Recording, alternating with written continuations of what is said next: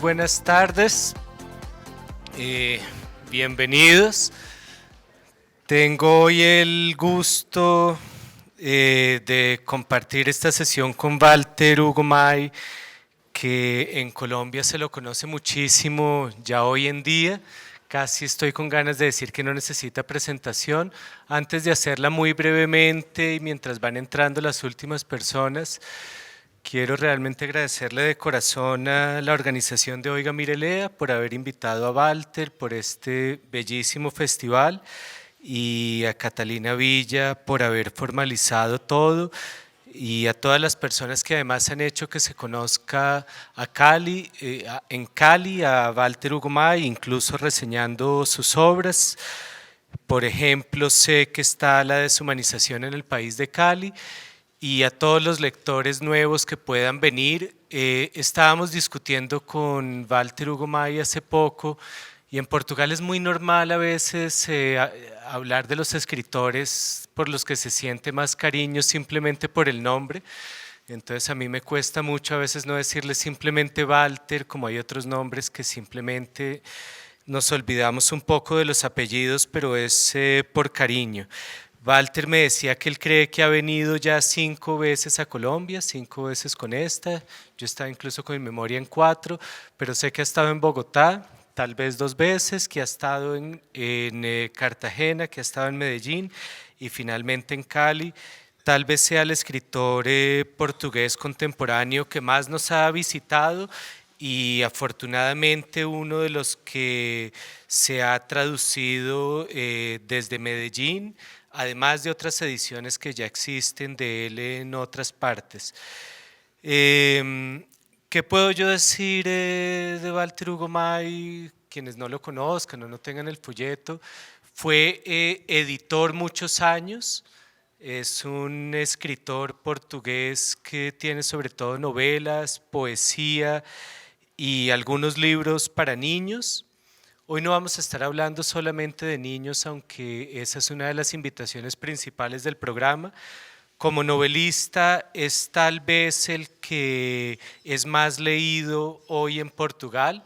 Yo creo que es el novelista más importante en este momento y el más destacado de los que escriben en este siglo ya nuestro, siglo XXI.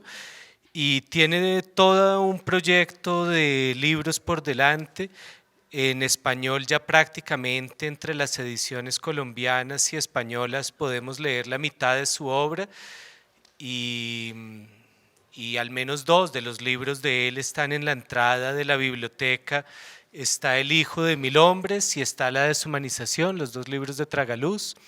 Son maravillosas puertas de entrada al universo de Walter, y después está la poesía, que ojalá la podamos traducir pronto, y digamos un libro que es casi poesía que acaba de publicar una editorial española que se llama La Rata, y el título de ese libro es Hombres imprudentemente poéticos.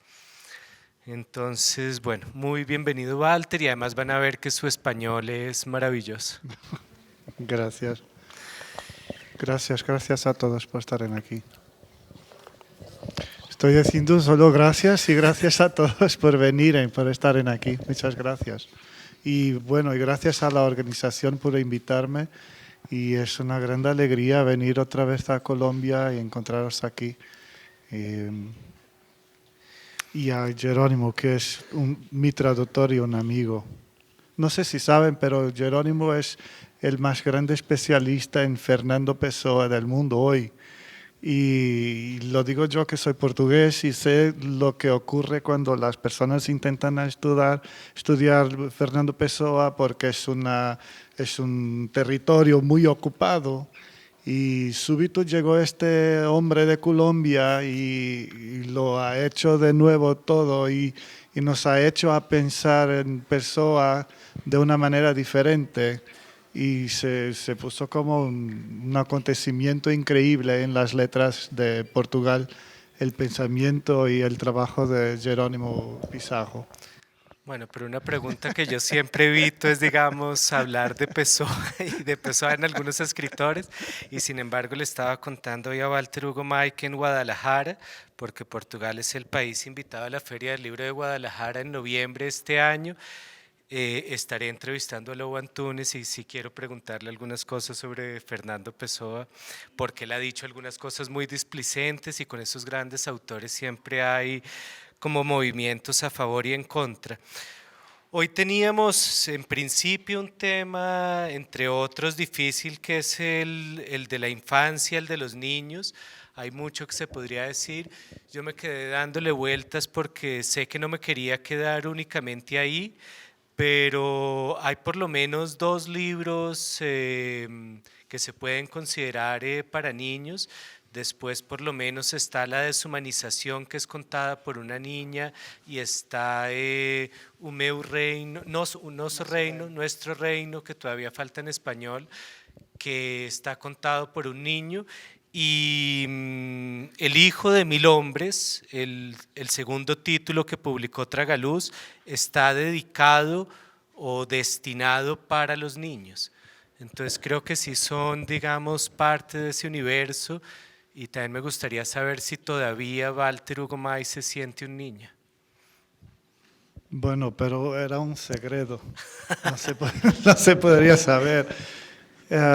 Yo creo que tengo una relación muy rara y a lo mejor problemática con la infancia, y veo que necesito, a lo mejor entiendo la edad adulta como una manera de hacer una terapia a la infancia. Estos 12 años de infancia a lo mejor necesitan de una vida entera de terapia para que podamos componer las cosas y salvarnos de las torpezas, se dice torpezas de la infancia. Y entonces este lugar, este sitio increíble que es la infancia, nos deja también todos los problemas con los cuales, los principales problemas con los cuales nos angustiamos toda la vida. Y yo creo que escribo como quien quiere entender las cosas más difíciles del mundo. Siempre estoy como auscultando, siempre estoy buscando respuestas para lo que casi no tiene respuesta, para lo que casi no sabemos preguntar siquiera. Y en este sentido es muy importante para mí la figura del niño, de la niña, porque hacen las cuestiones como les suena, y pueden preguntar todo, y nada les parece raro, nada les parece imposible. Y esa abertura, esa manera de aceptar el mundo en su absurdo, a mí yo la necesito también, porque yo creo que sabemos todos, si pudiéramos construir un mundo según nuestras intenciones, sabríamos construir un mundo mejor que el mundo que Dios construyó. Y entonces esta idea herética es a mí me fascina. ¿Por qué sabemos nosotros un poco más? Si tuviéramos el poder de crear el mundo, ¿por qué sabríamos hacer un mundo mejor que Dios? Significa que somos más inteligentes, más sensibles, más sensibles, más delicados y gentiles, más artísticos, más originales, no sé. Y en mis novelas creo que utilizo los niños un poco como esa posibilidad de empezar otra vez, de desconstruir las cosas, perder los prejuicios y las cosas que tenemos como inevitables, y empezar otra vez como si nada fuera inevitable y pudiéramos hacer mejor. Bueno, yo no tengo exactamente un guión, ahora me quedé pensando, decías los niños, digamos, llevándonos más allá de los prejuicios, estuvimos hablando hoy de la ciega, de la niña ciega que está en Hombres Imprudentemente Poéticos, y me decías que hay una cierta relación entre esa niña ciega y el escritor, ¿por qué? Sí, es que se dice en la novela, Los hombres imprudentemente poéticos, se dice que los ciegos son como que de espaldas para todas las direcciones, porque auscultan las cosas sin las evidencias, sin una evidencia inmediata. Y yo veo el escritor como ocupando el mundo así también. Es que de verdad cuando escribimos, cuando hacemos ficción, cuando inventamos una narrativa o escribimos un poema, no estamos traduciendo alguna cosa que esté delante de nosotros, que estemos simplemente retratando. Estamos de verdad presentiendo algo que no se presenta nunca, que no se evidencia nunca. La única manera de lidiar, de enseñar esta cosa es creando la obra. Si no existe la obra, no se puede transmitir ni siquiera la idea. Y entonces yo tengo la impresión que el escritor es como el ciego en este sentido, que siempre que escribe como de espaldas para su asunto. Sabe que está aquí atrás, pero no puede mirar, porque se mira, no está viendo también, porque siempre el asunto está donde no puede ver. Y entonces tiene que intentar enseñar algo que solo presiente que está ahí, en cual lo cree, pero solo las palabras podrán ser una verdadera revelación. Y esta niña, esta Matzo, en mi novela, tiene un poco esta dimensión, la utilizo, es el personaje más creativo de la novela, el personaje que tiene sueños y que puede explicar el mundo de una manera diferente, porque de verdad necesita de un sentido diferente para captar el mundo. Y entonces sabe cosas que las personas videntes no saben. Y tengo la impresión que escribo un poco por esta ansiedad de entender que la escrita, que escribir me va a hacer saber cosas que yo nunca sabería si no escribiera. Y entonces es por eso que yo creo que se escribe. No se escribe, yo no creo en los escritores que quieren simplemente contar historias, que yo creo que escribimos de verdad para saber cosas. Y necesitamos a los niños hasta cierto punto para hablar de algunos temas más difíciles.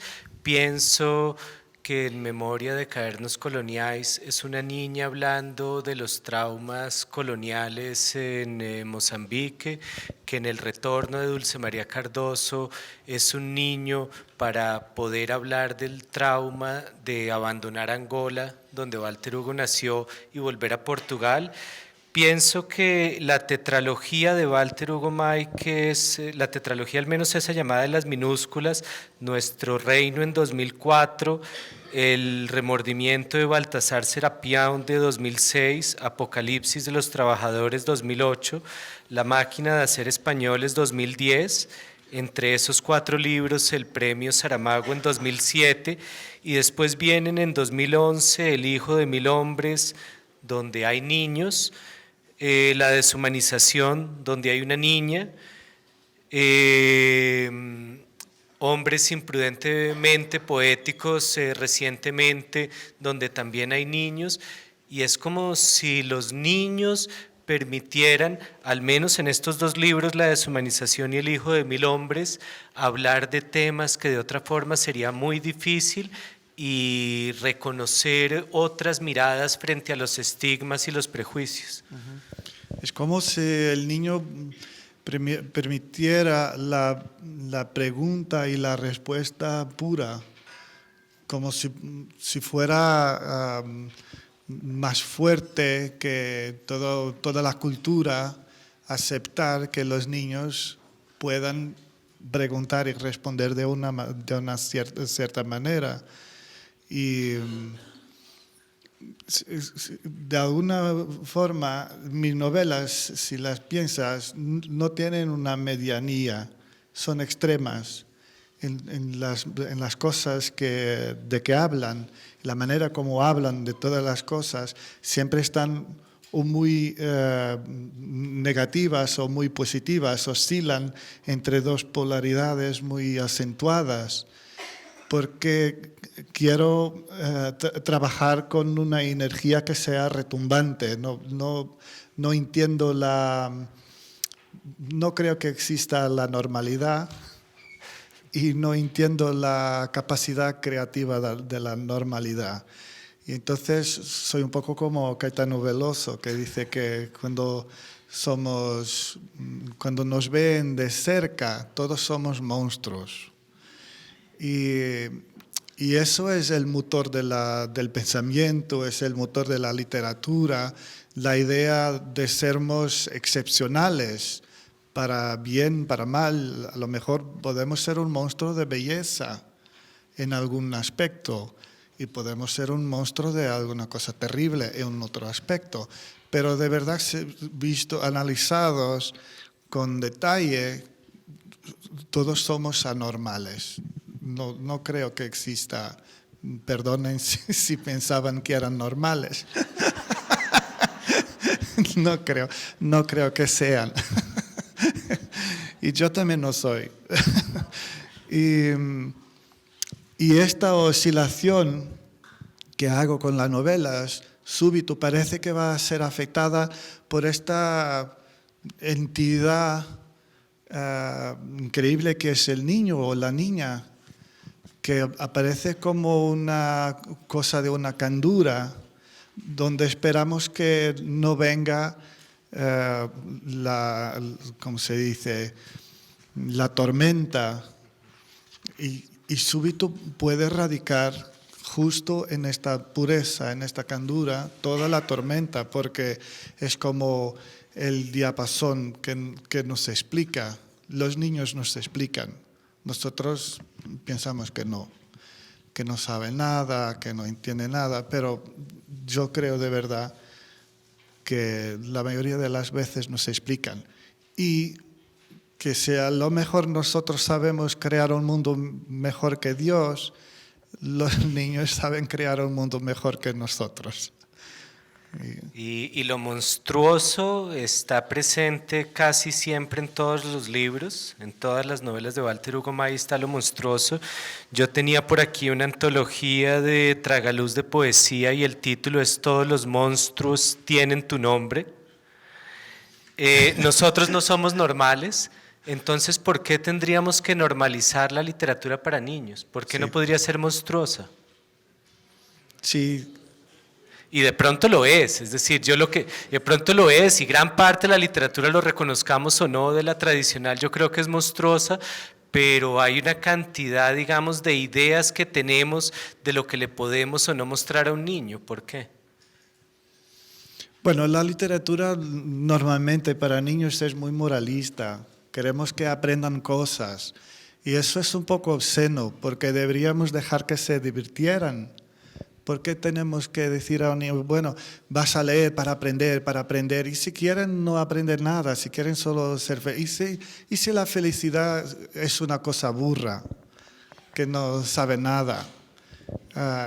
Y nosotros leemos tanta cosa para aprender y que sabemos nosotros hoy de la felicidad. Somos felices y leer un libro nos ha enseñado el camino de la felicidad eterna. ¿Dónde está la felicidad eterna? ¿Por qué vamos a pasar a un niño este estigma de una obligación moral de, bueno, tienes que mejorar, vas a hacer este gesto porque después serás mejor, vas a comer sopa porque después serás mejor, vas a pasear, vas a quedarte callado porque después serás...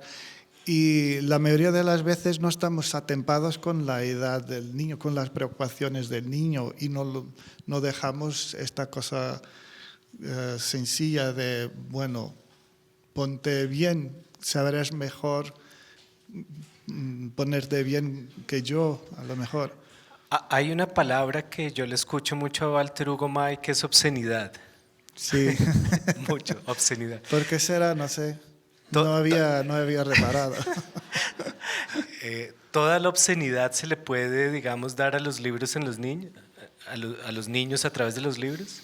Sí, claro que hay libros que de una manera, ¿cómo se dice?, disfrazada, dicen las cosas más terribles y que en mi idea no se pueden decir. Por ejemplo, yo me acuerdo de cuando empecé a escribir, yo quería mucho escribir por lo menos un libro para los niños, porque voy a escuelas a hablar con los niños y no podían leer nada de lo que escribo porque no entendían.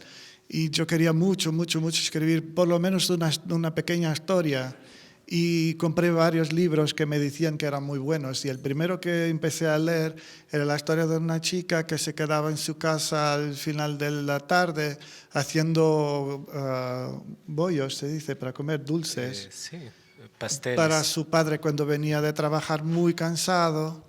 Y su padre comía los pasteles que su madre y la niña hacían, y les gustaba mucho estar en la cocina, y su padre llegaba y tiraba los zapatos y se ponía así a ver televisión y comía. Y yo pensaba, bueno, yo también he visto esto, mi padre a llegar a casa, mi madre a cocinar, y mi madre, pero raramente vi a mi madre pasando el día sin hacer nada porque trabajaba el día todo, y creo que un montón de días estaba más cansada que mi padre. Y mi padre no hacía dulces para mi madre. Y entonces, para mí estas cosas no son solo tristes, ridículas, son peligrosas, porque son cosas que están ahí como si fueran la normalidad y son monstruosas. Son cosas que crean un hábito y que ponen en la cabeza de las personas una especie de lugar obligatorio en la sociedad. Y yo estoy convencido que tenemos en los próximos milenios, no, quería decir algunos años, pero no soy tan creyente, pero en los próximos milenios tenemos que trabajar mucho en la definición de los géneros, de lo que es un hombre, de lo que es una mujer, porque tenemos ideas muy antiguas sobre eso, y tenemos la tendencia para atribuir características a los hombres y a las mujeres que son como una predación, que pueden ser una predación de las mujeres, pero también pueden ser una predación de los hombres. Porque yo me acuerdo de querer llorar y me dijeron, qué maricón, no puedes llorar, maricón. Y es una mierda cuando somos chicos y nos duele algo y la tristeza y no nos dejan llorar, que es una cosa, es un derecho de las mujeres y no es un derecho de los hombres. Y eso también nos causa un daño. Y yo estoy convencido que necesitamos, sin pensar en bien, todas las cosas que se pueden decir que son de las mujeres, hay hombres que las tienen. Entonces no es la genética, biología que decide eso. Hay algo más grande, complejo que el cuerpo para definir lo que es masculino y femenino. Y para mí, pues, a lo mejor no existe tanta cosa que sea de uno o de otro. Somos tendentes, son tendencias. Y no sé por qué estoy diciendo esto, pero donde de pronto... Estoy preocupado con estas cosas ahora, ¿sabes?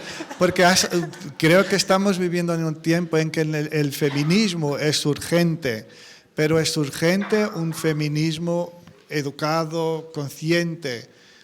Y yo comprendo que si yo tuviera pasado 2000, 3000 años de una cultura machista, a lo mejor si me dejaran hablar, yo hablaría pegando a toda la gente, porque estaría con 3000 años o más de una opresión.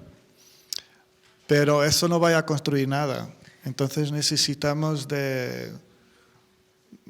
yo creo que necesitamos de un feminismo, sí, porque el machismo está viejo y no produjo un mundo mejor, pero necesitamos que sea consciente.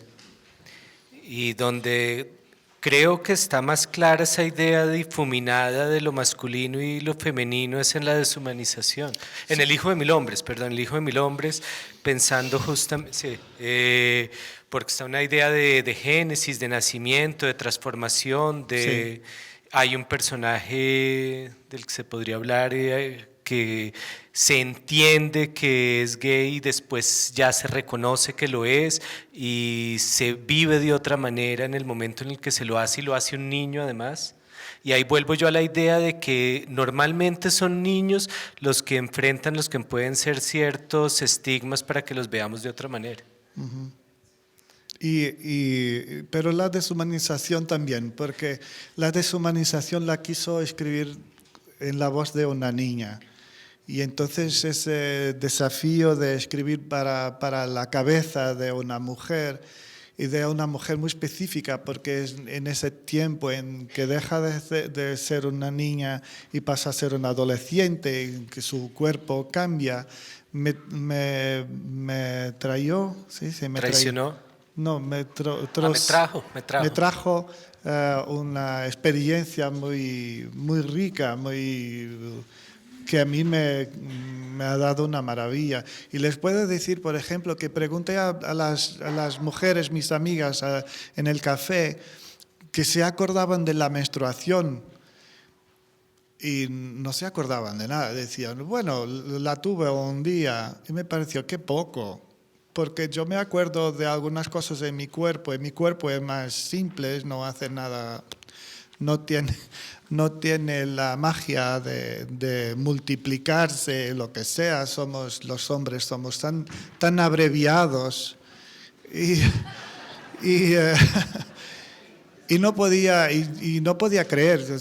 Yo me acuerdo de mi niñez y mi adolescencia y de las cosas que ocurrían con las erecciones y todo eso, y me parecían una cosa increíble. No puedo creer que para una mujer tener la menstruación fuera una cosa, bueno, un día tuvo y puso una cosa, en la farmacia se vende y está bien. Y así mi única pesquisa para esta novela no tuvo suceso.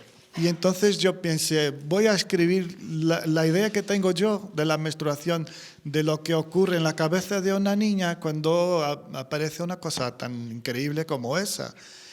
Y cuando mis amigas leyeron la novela, se acordaron. O sea, de verdad no me acordaba de esto, pero sí, claro que sí, de este asombro de las cosas, una mezcla de una maravilla porque somos mujeres y porque nos dicen que vamos a poder tener hijos, pero que tenemos que nos guardar, no podemos acercarnos de los niños, de los chicos, porque podemos quedarnos embarazadas, no sabemos bien cómo, pero la sangre es una prueba que los niños nos pueden embarazar. Y no sé si saben, pero en portugués embarazar es quedarse con vergüenza. Y entonces me gusta pensar que los niños, los chicos nos pueden dar vergüenza. Es una idea muy polémica.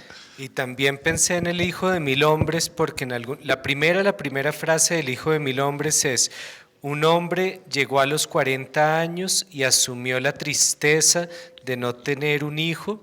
Se llamaba Crisóstomo, ese hombre que asumió la tristeza de no tener un hijo. Y Walter me dijo un día, esto casi comienza en clave autobiográfica, diciendo: yo llegué a los 40 y Cierto. asumí la tristeza de no tener un hijo.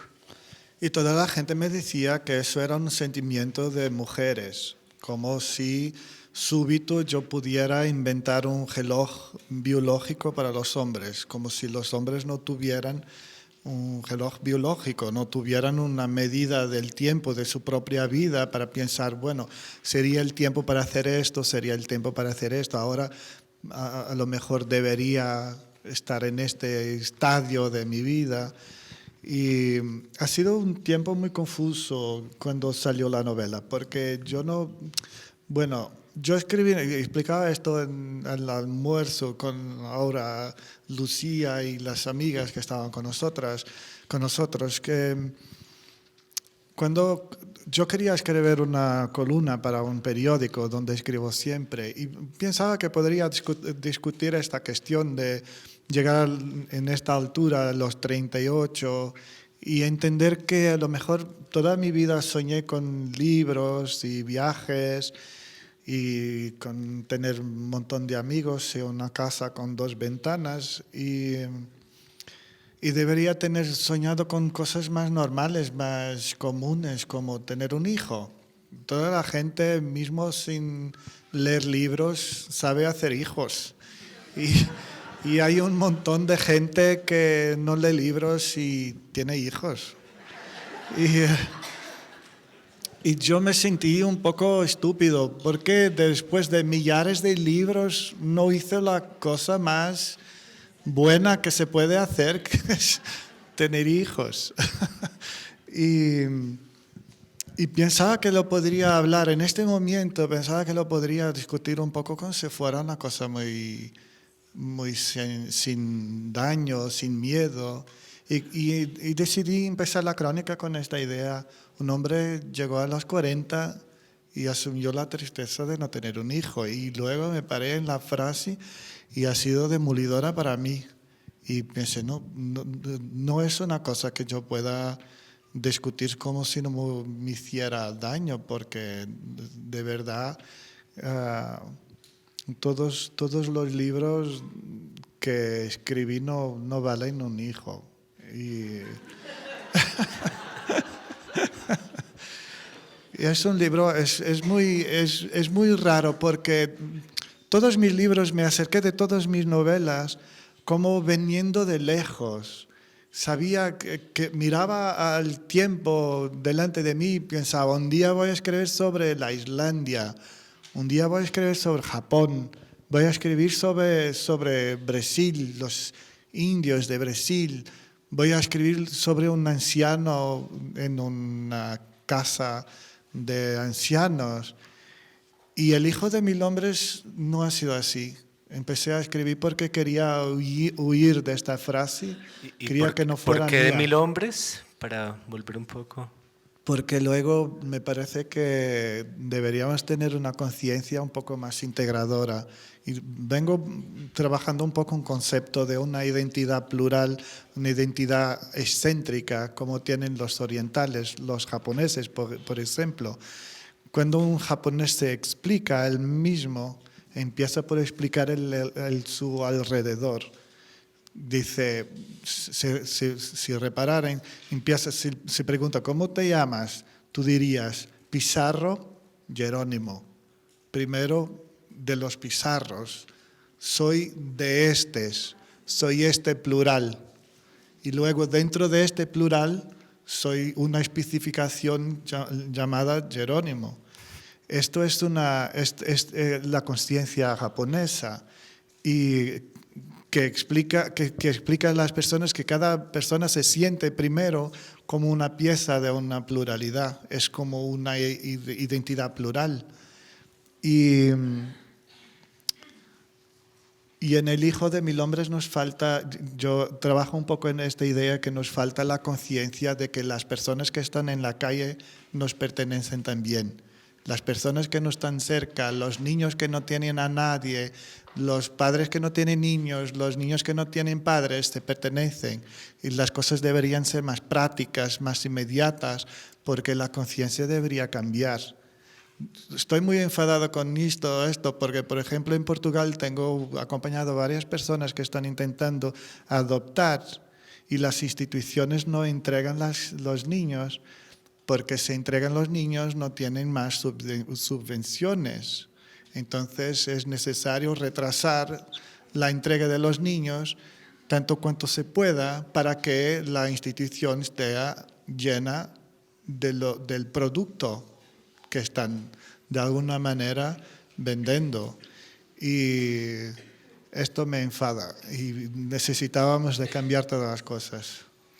Y eso casi me lleva a algo que está dicho en algunas entrevistas, que es como el imperativo ético y que yo lo veo muy claro, digamos, hay novelas de Walter Hugo May de temas más históricos, el Apocalipsis de los Trabajadores, justamente por trabajadores inmigrantes en Portugal, La máquina de hacer españoles porque revisa la historia del salazarismo y de la dictadura en Portugal, y hay unos libros casi más sociológicos y históricos, y hay otros que son los últimos mucho más líricos.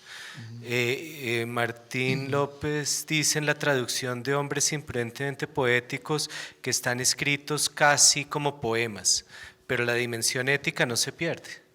Sí, no podría perder. No, no escribo para quedarme adornado, enfeitado, se dice enfeitado, adornado. Sí, adornado, arreglado.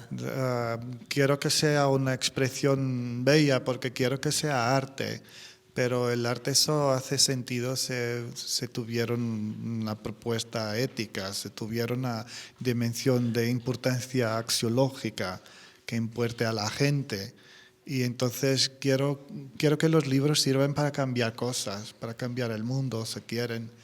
No me parece nada imposible. Y me parece mismo que, mismo con este tiempo de virtualidad y la fuerza de los audiovisuales y de otras expresiones, no me parece nada que el libro tenga perdido su fuerza, porque la relación, el contrato que establecimos con un libro es muchísimo más profundo que un contrato que establecimos con una película. La película ocurre en 1 hora y media de nuestra vida. Un libro ocurre a veces por semanas de nuestra vida, a veces por meses. Y marca un tiempo de nuestra vida. Es un pensamiento que, aunque venga escrito de otra persona, es un pensamiento que tenemos que tener. Porque eso es leer, es quedarse con este pensamiento como si fuera nuestro. Y esa envolvencia, esa intimidad que el libro necesita de tener con el lector, lo puede cambiar. Y creo que pocas cosas en la vida me cambiaron más que libros. Y me gusta un montón de películas y de pinturas y de música, pero de verdad los libros son de verdad como gente que con quien tuvimos una relación, y porque nos hacen otros. Y que tenemos tal vez que tener esa relación con los libros como con personas más allá de ciertos moralismos.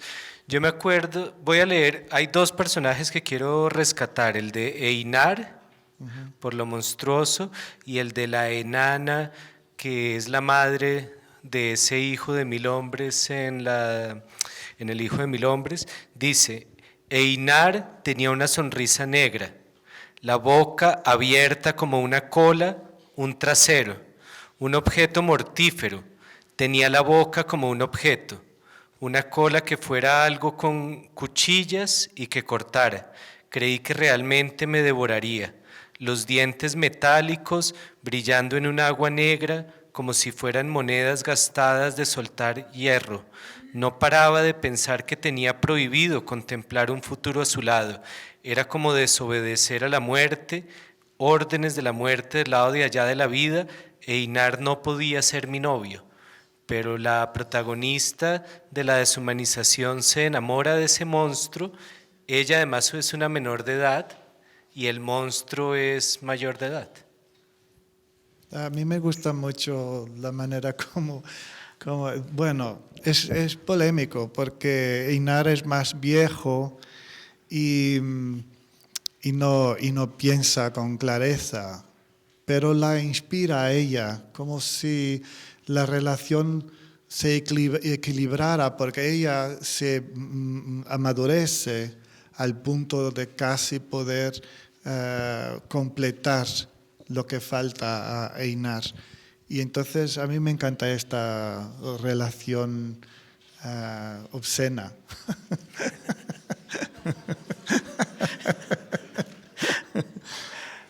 Y porque si no fuera algo, si no fuera rara, exquisita, se puede decir exquisita, no sería una historia, sería una cosa aburrida. No quiero personajes aburridos, convencionales, medianos, quiero que sean extremos. A mí me encantan las personas exuberantes, me encanta que sean simpáticas, pero exuberantes, me gusta que sean inexplicables. Una confusión de identidad, me gusta mucho. Que una vez estuve en Nueva York con un amigo que es cantante y me llevó a un lugar que me dijo, te voy a llevar a un lugar donde las personas que parecen hombres no son hombres y las personas que parecen mujeres no son mujeres. Me encantó porque no sabríamos nada y había personas que no parecían nada, no parecían ni hombres ni mujeres, pero parecían personas.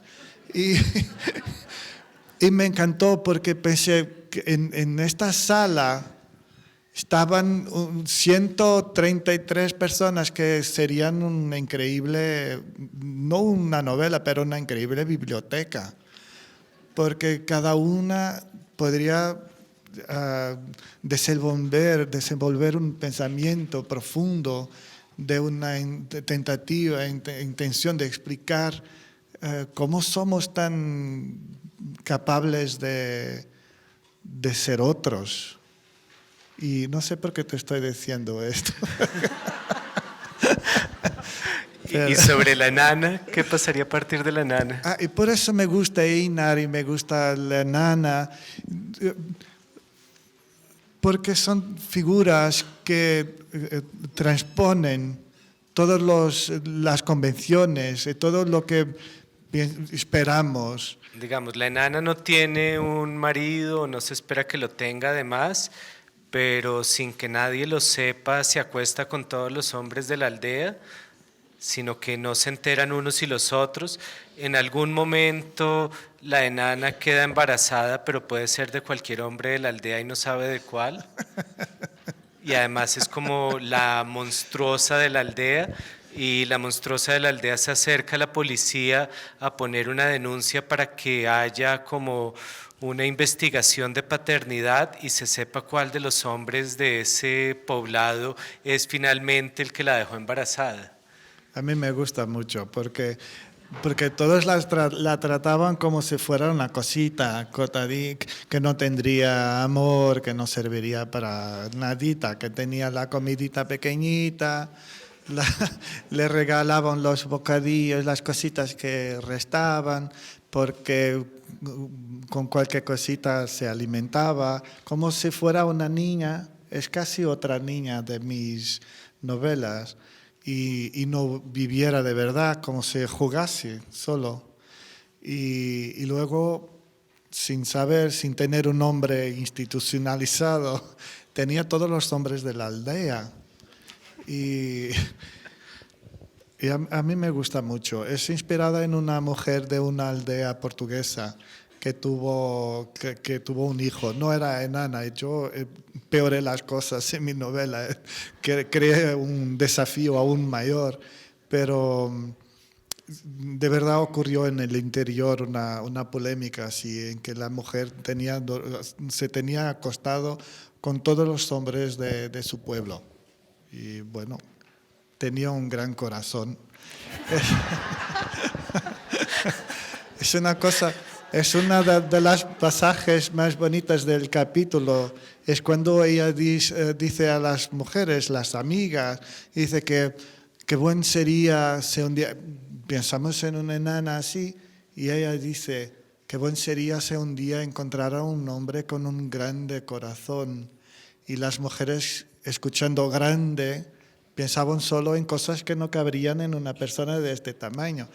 Y este tipo de concepción, de prejuicio, a mí me gusta mucho trabajar con esto, porque somos impelidos, la cultura parece que nos impele a hacer un juicio de a pensar en cosas así.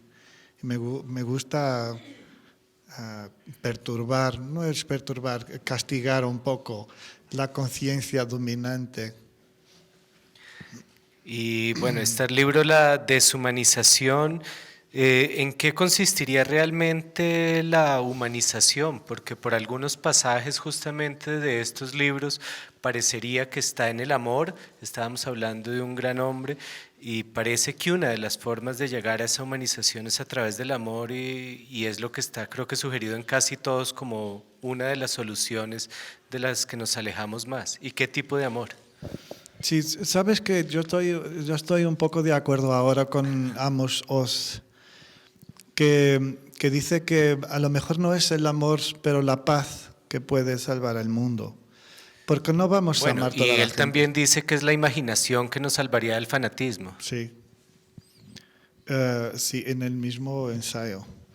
Y porque de verdad no es el amor que va a salvar el mundo, porque no somos capaces de amar toda la gente del mundo, de llegar y a la primera mirada sentir un amor profundo por todos. No somos el Papa.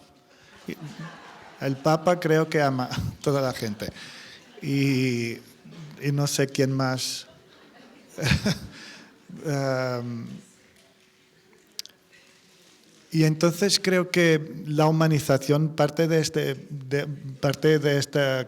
concepto, a lo mejor un poco más parecido con lo que decía, de una identidad de pluralidad, de pensarmos que somos una pluralidad. Porque de verdad el sentido de la humanización, para mí el sentido de la vida, el sentido de conferir a alguien el nombre de humano, se encuentra en el otro. No, el concepto de humanidad es plural. Yo solo no soy la humanidad. Y si me quedo solo y no tengo la posibilidad de alteridad, del encuentro con el otro, no puedo nunca más hablar de la humanidad. No soy solamente un individuo, y en la humanización lo explico así, soy solamente un individuo que está avulso, que está como perdido y que no identifica nada más que él mismo. Y entonces, por eso el padre de Aldora en el libro le dice, la humanidad empieza en el otro. Tu humanidad empieza en el otro, porque solo la expectativa del encuentro es humanizadora. Y entonces ese es para mí el sentido de la vida. El sentido de sermos humanos es de verdad entender que nos compite, es como que una obligación imperativa, sine qua non, nos compite estar atentos, cuidar de los otros. Pero al mismo Y tiempo eso no recuerdo, es exactamente el amor, es una conciencia de colectivo, de estar aquí, de hacer algo mismo por alguien que no amamos total. Nunca vamos a amar a esa persona, pero mi obligación, mi imperativo, me obliga a cuidar de la persona. también estaba pensando que en algún momento, Walter, decías que el mal es el motor del arte, el mal Sí, como un motor del arte.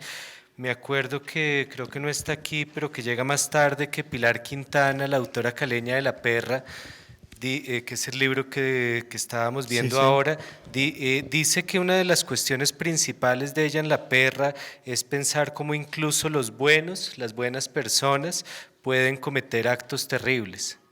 Y yo pienso también en muchas de estas novelas, pienso digamos en La máquina de hacer españoles, en El muchacho, en El barbero, y el barbero que acaba denunciando al muchacho ante la policía, que lo está buscando. Entonces está toda la búsqueda de la otredad, pero por otro lado la necesidad de representar el mal y el mal como un motor del arte. Sí, por la cuestión de trabajar la conciencia. La cuestión de mal se puso trabajada, sobre todo sinalizada por Hannah Arendt cuando crea esta expresión de la banalidad del mal y cuando explica que la estupidez puede llevar la persona buena, la buena persona, a cometer un acto de violencia, a cometer un acto que es pura maldad. Y en su juicio, en su propuesta, Hannah Arendt explica así, de verdad, porque todos conocemos personas que son muy buenas, pero a lo mejor son estúpidas, no sabe mejor, y no saber mejor nos puede llevar a hacer algo que es pura crueldad con los otros, a propagar una crueldad para los otros. Y lo que hago yo en las novelas, lo que intento hacer con mi pensamiento es tener la conciencia, es como si pudiera exponer la estupidez para que las personas pudieran entender que alguna cosa es estúpida, aunque sea legítima, aunque podamos legítimamente hacer una opción, a lo mejor vaya a llevar a una maldad. Entonces, hay una poeta portuguesa llamada Sofía de Melo Brainer que tiene una frase que me gusta mucho en un poema que dice que las buenas personas no matan gallinas. Se dice gallinas, ¿no? Sí, sí, sí. No matan gallinas, pero las buenas personas comen gallinas. Y lo que intento yo, creo, hacer con mis novelas es obligar a las buenas personas que comen gallinas a matar las gallinas y a ponderar dónde se queda la bondad cuando matan sus propias gallinas, las gallinas que comen. Porque es muy fácil que quedemos impolutos si otra persona tiene que hacer la porquería que no queremos hacer y podemos aprovechar de la porquería que hacen los otros. Y entonces escribo sobre la maldad, escribo sobre la crueldad por una cuestión de acusación. Y creo que es la única manera que tenemos de discutir todos los tópicos, todos los temas. Sería insoportable escribir, encontrar una respuesta definitiva para algo importante.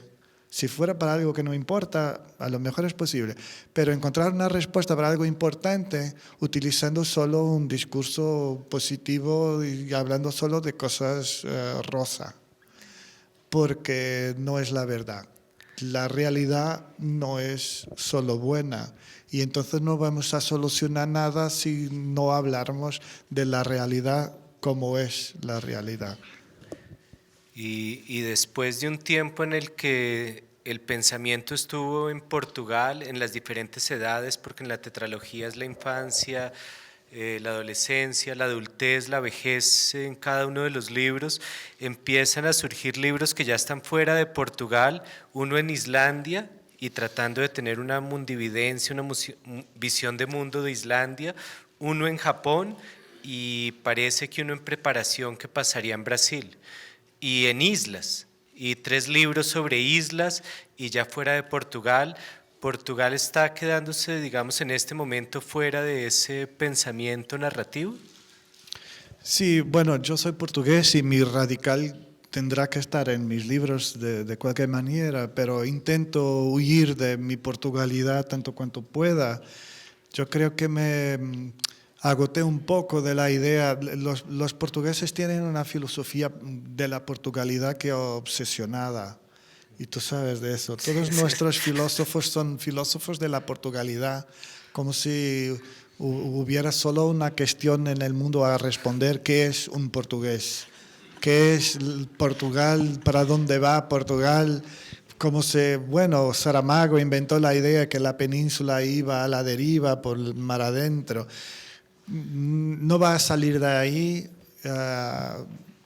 Y a mí me agotó un poco esta obsesión de, de no pensar el mundo de una manera un poco más universal y de un otro punto de vista, que no desde este pequeño país que un día se pensó grande y que solo tiene perdido. Hace que 500 años que vamos perdiendo una cosa que de verdad nunca fue nuestra. Y entonces quiero escribir libros sobre otra cosa. Quiero escribir libros como si no fuera portugués, un poco, durante unos años, por lo menos más 33 años. No sé, cuando escribir un libro sobre Portugal, a lo mejor voy a escribir como si fuera un extranjero, como si fuera la historia de un colombiano que llega a Portugal y que mira las cosas y no entiende nada. O a lo mejor entiende, ¿por qué no? Yo no sé exactamente cómo estamos de tiempo, estaba ahora verificando, son las 6. Estamos, y en qué momento podemos abrir también hacia el público. 10 minutos, dice Y ahí después Catalina. abrimos para preguntas. Perfecto. Bueno, el otro libro del que yo creo que hemos hablado poco es La máquina de hacer españoles. Es el libro que tiene Alfaguara y es el libro que revisa la historia del salazarismo. Eso, revisar la historia de la dictadura portuguesa, ¿qué tanto lo ha hecho la narrativa portuguesa? Sí, yo creo que no podría dejar de pensar sobre esto, porque estamos aún en un tiempo en que hay una nostalgia muy difícil de explicar por la dictadura y se confunden las cosas, creo, con la juventud. Bueno, yo tendría una nostalgia por mi juventud. Si ella ocurrió en un tiempo de dictadura, a lo mejor me parece que me gustaba la dictadura. Y creo que a veces es lo que ocurre ahí en Portugal, que hay una confusión entre el tiempo de mi vida y el tiempo del país. Y se empezó a defender algunas cosas que me parecen indefensables y que me preocuparan, porque la conquista de la democracia ha sido la más grande conquista del siglo XX en Portugal. Y pasados solo unos 30 años o menos, haber gente que a lo mejor ponderaba que la democracia al final no era tan importante y podríamos volver a este tiempo de una militarización y de una obligación de corresponder a padrones, un tiempo en el cual las mujeres no podrían tener correspondencia, por ejemplo, y si recibían una carta era su marido que tenía el derecho de abrir la carta y solo trabajaban si su marido firmara una autorización para que trabajaran. Y no puedo aceptar que se pueda querer volver a este tiempo y que la nostalgia no diga respecto a la juventud y diga respecto al régimen. Pero estaría pasando lo mismo en Brasil, ¿o no? Y es lo que está pasando un poco en Brasil, porque se levantan voces que quieren la dictadura militar y quieren el regreso de una especie de ciudadanía protegida por intelectos militares, como si fueran más ajuizados para cuidar de nuestras vidas.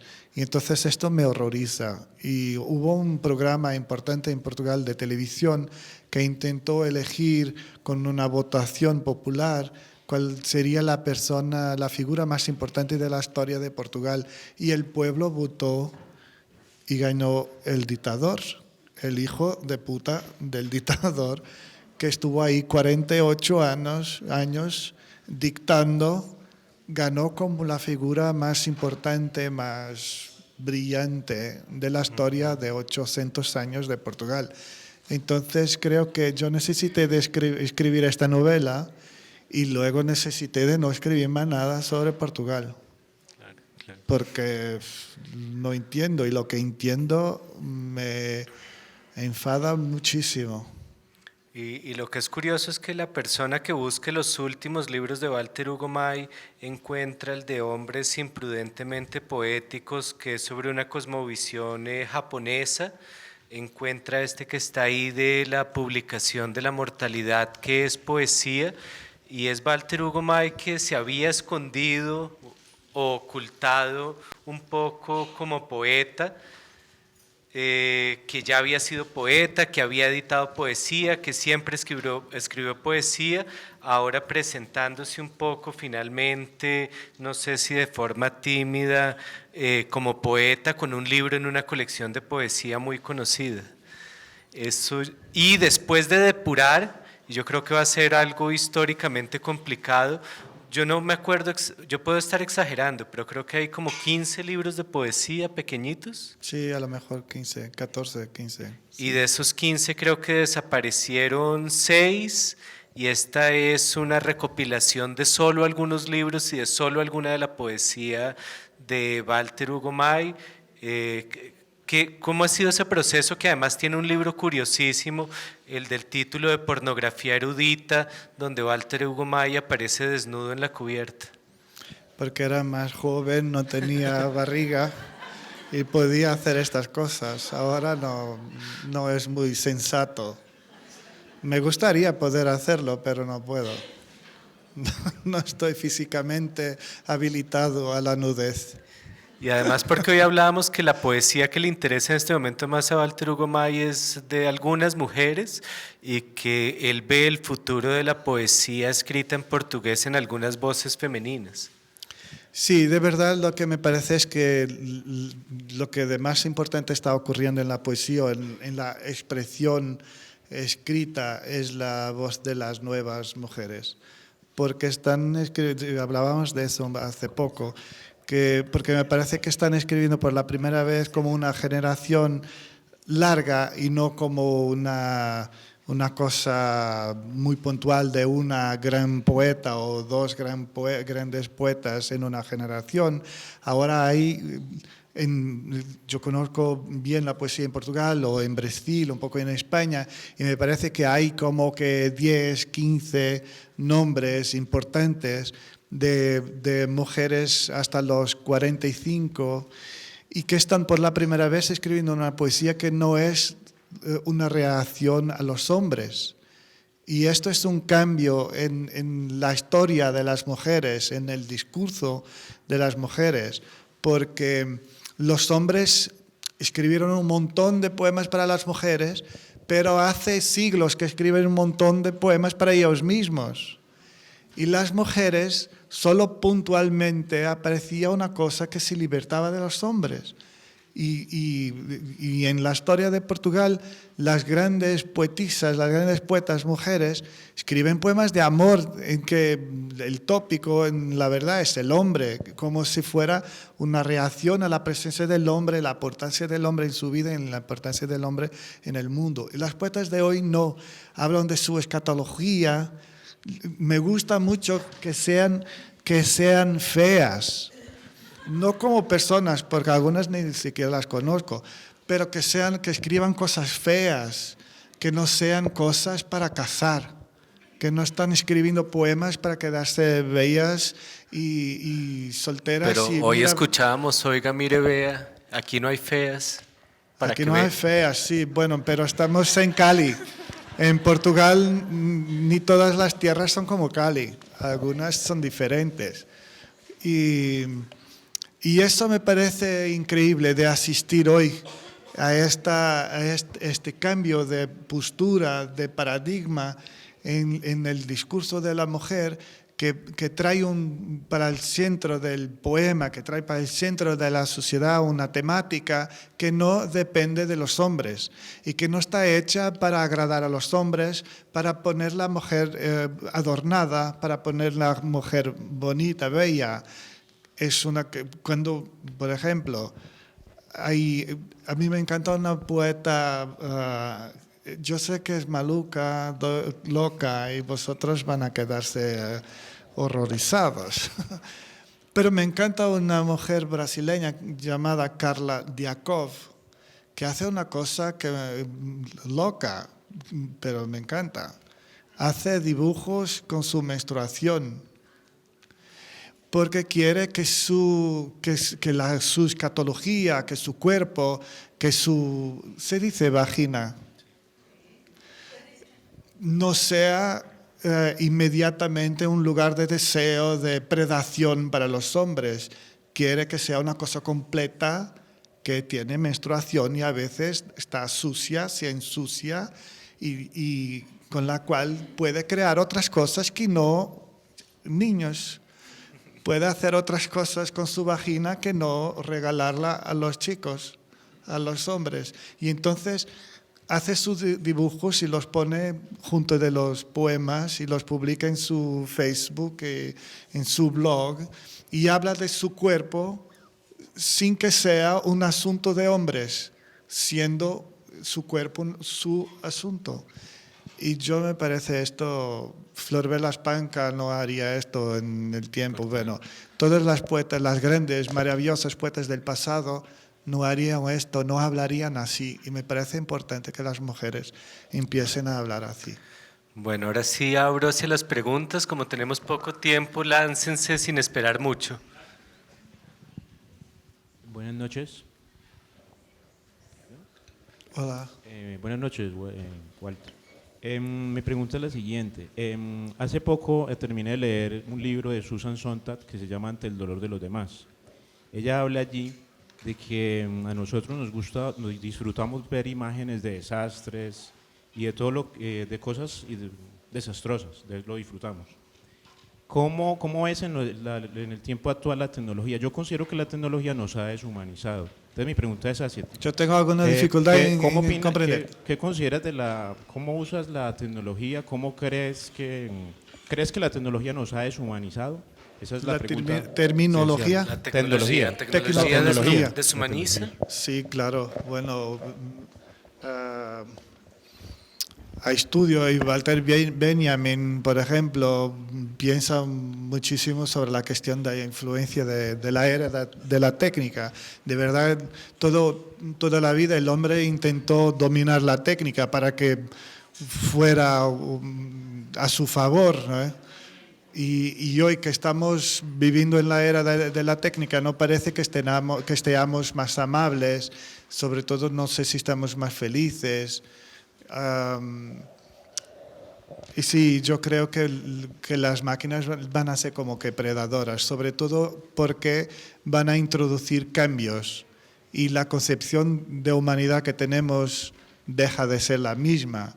Y entonces eso es una forma de predación, cuando tenemos que dejar de corresponder a un paradigma para sermos otra cosa. Claro que a lo mejor los niños del futuro van a sentirse muy normales, pero son otros niños, son una otra gente. Y eso, en una cierta perspectiva, para mí me parece un daño. Me parece que caminamos para una desensibilización, deshumanización, si quieras. Sí. Muy buenas tardes, Walter. Yo conocí de usted en 2014 más o menos, pero por su poesía, no por la narrativa. Vale. Y ahora que tengo la oportunidad de verlo, pues estoy muy sorprendida porque en su poema Gordo y Calvo hay mucha desolación, mucha. Sí, es la historia de mi vida, es mi autobiografía. es absolutamente desolador. Entonces, mi pregunta es, ¿hay belleza en la desolación? Sí, tenemos que cambiar las cosas, tenemos que transformar la desolación en algo bello. Es lo que hacemos con la literatura. Las cosas malas las ponemos en palabras bonitas. Y bueno, y sufren las palabras. Y nosotros también, pero menos. La capacidad de expresar algo, y sabemos todos eso, cuando expresamos algo, cuando finalmente podemos asumir un problema, asumir un dolor, parece que nos duele menos un poco. Y la impresión que tenemos es que dejar el testigo con un amigo, con una persona amiga, parece que un porcentaje del problema se queda también con ello, a lo mejor, y nos ayuda. Y los libros para mí funcionan mucho así, los poemas sobre todo. Escribo, bueno, las peores cosas que me ocurren en la vida están en los poemas, porque son más autobiográficos. Y, y de verdad los utilizo como, bueno, como ayudas a veces. Es también obsceno, porque no deberíamos utilizar lo que los otros leen para nos ayudar. Deberíamos utilizar para hacer cosas que fueran importantes para los otros. Pero tenemos un ego. Otra pregunta, creo que aquí de este lado, adelante y Ahora, ahora... Lucía. y- Anécdota o algún episodio de tu infancia. De mi infancia. a mí me había hablado de algo de arroz.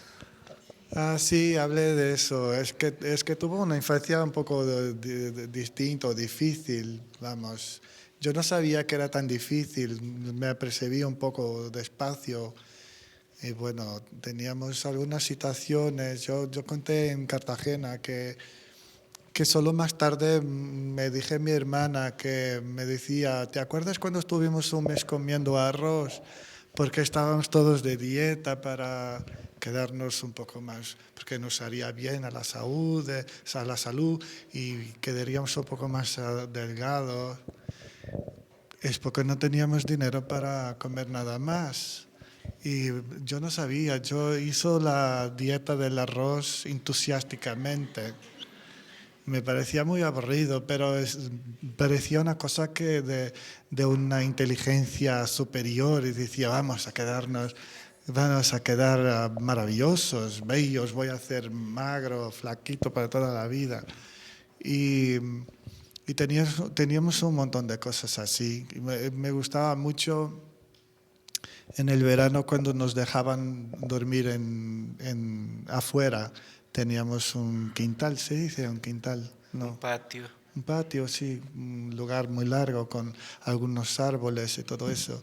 Y me gustaba quedarme ahí. Me gustaba pasaban algunos pequeños animales a veces, insectos, teníamos besoros, abejorros y escarabellos.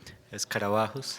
Y yo tenía pena de los animales y los recogía y los ponía durmiendo conmigo para que no tuvieran frío, no sé.